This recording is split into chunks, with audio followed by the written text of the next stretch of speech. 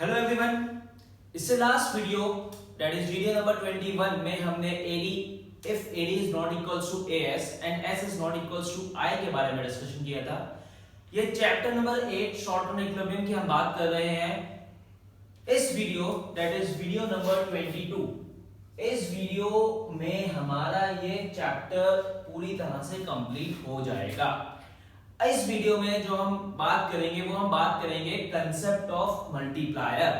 ये जो टॉपिक है इस चैप्टर का one of the most important topic है, जो बोर्ड्स हमें न्यूमेरिकल के फॉर्म में इसमें से कोई ना कोई क्वेश्चन जरूर पूछता है। तो आइए स्टार्ट करते हैं कंसेप्ट ऑफ इन्वेस्टमेंट मल्टीप्लायर। देखिए क्या होता है concept of investment multiplier. Investment multiplier का नाम, इसका सबसे पहले कंसेप्ट ऑफ इन्वेस्टमेंट मल्टीप्लायर बोल सकते हैं और कंसेप्ट ऑफ मल्टीप्लायर बोल सकते हैं। इसको सबसे पहले हम देखते हैं जो मल्टीप्लायर है आपका, जो आपका मल्टीप्लायर है, इसको हम किससे डिनोट करते हैं? इसको हम डिनोट करते हैं K से। सबसे पहले आपको ये बात पता होनी चाहिए, ठीक है? तो मल्टीप्लायर को हम डिनोट करते हैं K से, ठीक है? चलिए ये बात आपको पता लग गई कि भैया मल्टीप्लायर को हम डिनोट करते हैं K से, ठीक है? इसको हम इन्वेस्टमेंट मल्टीप्लायर भी बोल सकते हैं, उसको हम आउटपुट मल्टीप्लायर भी बोल सकते हैं। दोनों मल्टीप्लायर्स का नाम है। ये टॉपिक आपका यूपीएससी प्रोस्पेक्टस के भी बहुत इंपॉर्टेंट है, प्लस क्लास 12 के लिए तो आपका इंपॉर्टेंट ही इंपॉर्टेंट है, ठीक है? तो स्टार्ट करते हैं। आइए कंसेप्ट ऑफ इन्वेस्टमेंट मल्टीप्लायर और multiplier. Multiplier the ratio of increase in national income. Multiplier का मतलब होता है जैसे जैसे आपकी इंक्रीज होती रहेगी नेशनल इनकम। नेशनल इनकम मतलब आपकी y।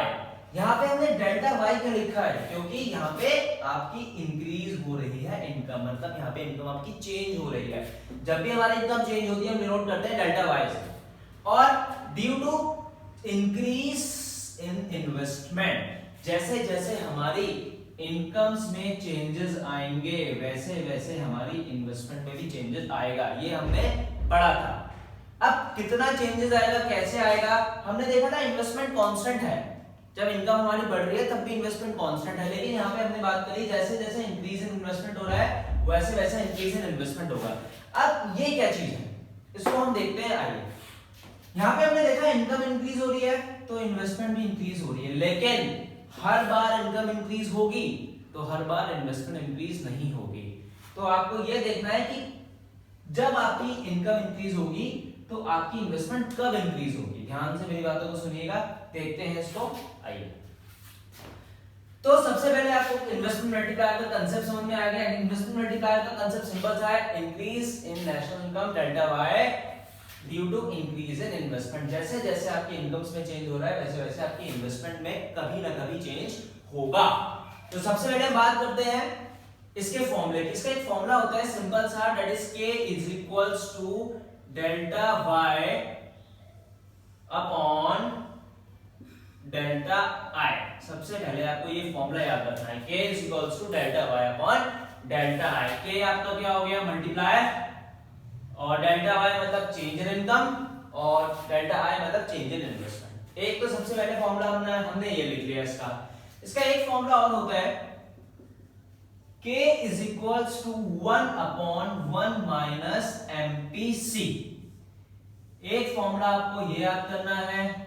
दूसरा फॉर्मूला हो गया, पहला formula delta y upon delta i, और दूसरा पहला formula delta y upon delta i, दूसरा फॉर्मूला 1 अपॉन 1 माइनस MPC, ठीक है? 1 अपॉन 1 माइनस MPC। अब मैं आपसे अगर पूछूं कि ये फॉर्मूला कैसे आया, ठीक है?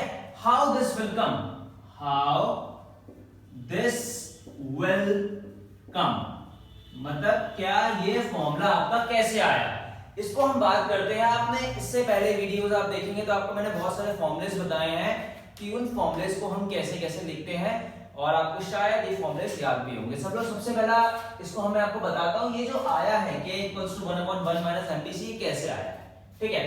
चलिए ये मैं आपको पूरा सॉल्व करके दिखा रहा हूं, ध्यान से सुनना। ये कभी कभी एग्जामिनर आपसे पूछ लेता है प्रैक्टिकल के टाइम में।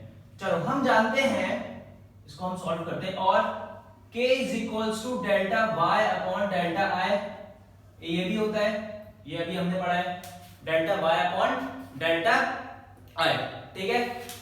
और हमें पता है, we know that what we know that, हमें क्या पता है, हमें पता है कि भैया y is equals to C plus I होता है।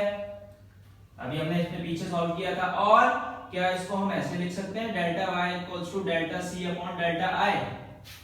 क्या इसको लिख सकते हैं भाई, लिख सकते हैं। यहाँ पे delta y upon delta y equals to delta C upon delta I, ये हम सबको पता है। क्या हम इसको और इस तरीके से कैलकुलेट कर सकते हैं, बताइए। आ गया कुछ, ठीक है। अब हम क्या करेंगे, हमने ये जो फॉर्मूला लिखा है k is equals to delta y, अब ये जो डेल्टा i है इसकी जगह हम ये वाली वैल्यू पुट कर देंगे, कौन सी, delta y minus delta c। क्या हम i की जगह delta y minus delta c लिख सकते हैं या नहीं लिख सकते हैं, समझ में आ गई बात। तो हमारा निकल के आ गया k equals to delta y upon delta y minus delta c, ठीक है। ये हमारा कंसेप्ट निकल के आ गया।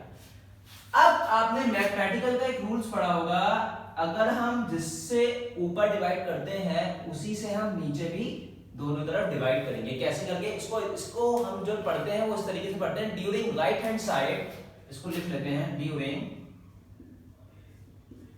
राइट हैंड साइड, समझ में आया। तो during right hand side the equation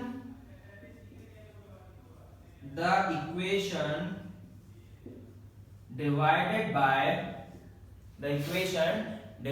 by delta y, equation को हम डिवाइड करेंगे डेल्टा y से। कैसे इक्वेशन को डिवाइड करेंगे डेल्टा y के, k is equals to delta y upon delta y का whole delta y minus delta y minus delta c upon delta y।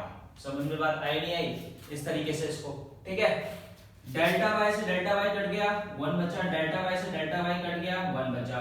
तो हम इसको क्या हम इस तरीके से लिख सकते हैं, k is equals to 1 upon 1 ये आ गया, 1 ये आ गया, minus delta c upon delta y। आई बात समझ में। अब डेल्टा c और डेल्टा y का क्या आपने कोई और फॉर्मूला याद किया था, आपको याद है, याद है या नहीं याद है। अगर आपको याद हो तो MPC is equals to delta c upon delta y, समझ में आई बात। Delta c upon delta y क्या, इसको हम इस तरीके से लिख सकते हैं 1 upon 1 minus delta c upon delta y की जगह MPC। तो ये इस तरीके से हमने इसको प्रूव कर लिया। समझ में बात आई या नहीं है, बताइए। ये क्लियर हुआ आपको या नहीं हुआ।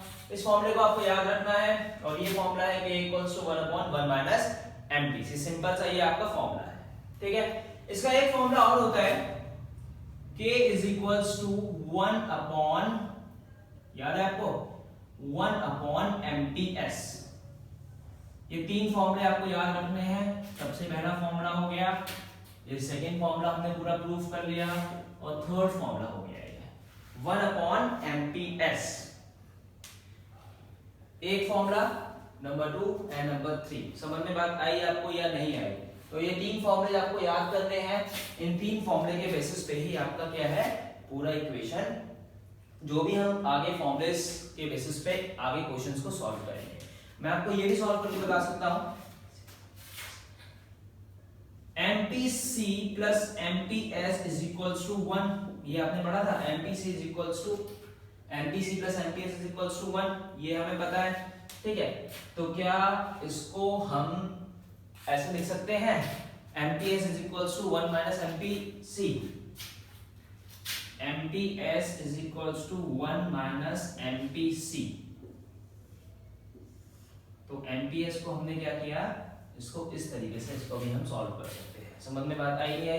We know MPC plus MPS is equals to 1 और MPS is equals to 1 minus MPC। तो हमने 1 माइनस MPC, जो यहाँ पे 1 माइनस MPC लिखा है, इसकी जगह हमने MPS भी प्रूव कर सकते हैं। तो ये तीन फॉर्मूले हैं जो आपको याद करने के, equals to 1 upon MPS, delta y upon delta y और 1 अपॉन 1 माइनस MPC। तीन इंपॉर्टेंट फॉर्मूलेज हैं जो मल्टीप्लायर के कांसेप्ट से आपके काम में आएंगे ही आएंगे। तो ये तीन फॉर्मूलेज आपको याद करने हैं, k equals to 1 upon MPS delta y upon delta i और 1 अपॉन 1 माइनस MPC है। इस तरीके से हमने सारे फॉर्मूलेस को किए। देखिए इसको आप स्क्रीनशॉट ले लीजिए जल्दी से। तीन फॉर्मूलेस डिस्कस किए MPC के, k equals to delta y upon delta i, k equals to 1 upon 1 minus MPC और k equals to 1 upon MPS। अब मैं आपको एक चीज बता देता हूं, ये आपकी नॉलेज के लिए है। Higher the value of MPC higher the multiplier and vice versa. अगर MPC की वैल्यू ज्यादा होगी तो मतलब आपका k भी ज्यादा होगा, और MPC की वैल्यू अगर आपकी कम होगी तो आपको k की वैल्यू भी कम होगी। ये आपके न्यूमेरिकल्स में हेल्प करेगा, इसीलिए मैं आपको बता रहा हूं। मैं आपको एक एग्जांपल के तौर पे बताता हूं कि कैसे ये काम करता है। सपोज सबसे पहले हमने MPC की वैल्यू ले ली। If MPC is equals to 0.5, इस जगह हमने MPC की वैल्यू 0.5 ली है, ठीक है। तो सॉल्व करते हैं। k is equals to 1 upon 1 minus MPC। अभी हमने पीछे फॉर्मूला पढ़ा, k equals to 1 upon 1 minus 0.5, ठीक है। तो आपका फाइंड आउट हो गया ये k equals to 1 upon 0.5 0.05 to 20। तो k की वैल्यू कितनी आ गई 2। व्हेन कब, जब MPC इज इक्वल्स टू 0.5 था, ठीक। अब एक एग्जांपल लेते हैं हम लोग। If MPC is equals to 0.8, अगर MPC 0.8 है तो क्या होगा, ठीक है। Now k is equals to 1 upon 1 minus MPC, वही फॉर्मूला लगाएंगे 1 अपॉन 1 माइनस 0.8, ठीक है। अब हमारा क्या निकल के आएगा 1 अपॉन 1 माइनस 0.8 हमने कर लिया। तो अब हम देखते हैं k is equals to 1 upon 0.2, ठीक है। समझ में आई बात, ठीक है। अब क्या आ जाएगा आपका 2 5 10। So if k is equals to 5, कब, when, जब MPC इज इक्वल्स टू 0.5 था। एक बार आप इसको देख लीजिए, समझ, सॉरी k इक्वल्स टू 0.8 था, देख लीजिए इसको एक बार, आप समझिए इसको। तो जब हमारी k की वैल्यू MPC की वैल्यू ज्यादा होगी तब हमारी k की वैल्यू क्या होगी, ज्यादा होगी। जब MPC की वैल्यू हमारी कम होगी तो k की वैल्यू भी कम होगी। तो ये मैंने आपको एक अपनी नॉलेज के लिए बता दिया है। और इसी के साथ ये हमने कंसेप्ट ऑफ मल्टीप्लायर खत्म किया है। अभी जो हमारा इंपॉर्टेंट टॉपिक है वो है मल्टीप्लायर प्रोसेस। उसको एक शेड्यूल में हम समझेंगे नेक्स्ट वीडियो में। सबसे पहले आप इसको ध्यान से समझिए, और अगर आपको कोई प्रॉब्लम है तो आप मुझे कमेंट सेक्शन में बताइए, उस प्रॉब्लम को हम सॉल्व करने की कोशिश करेंगे।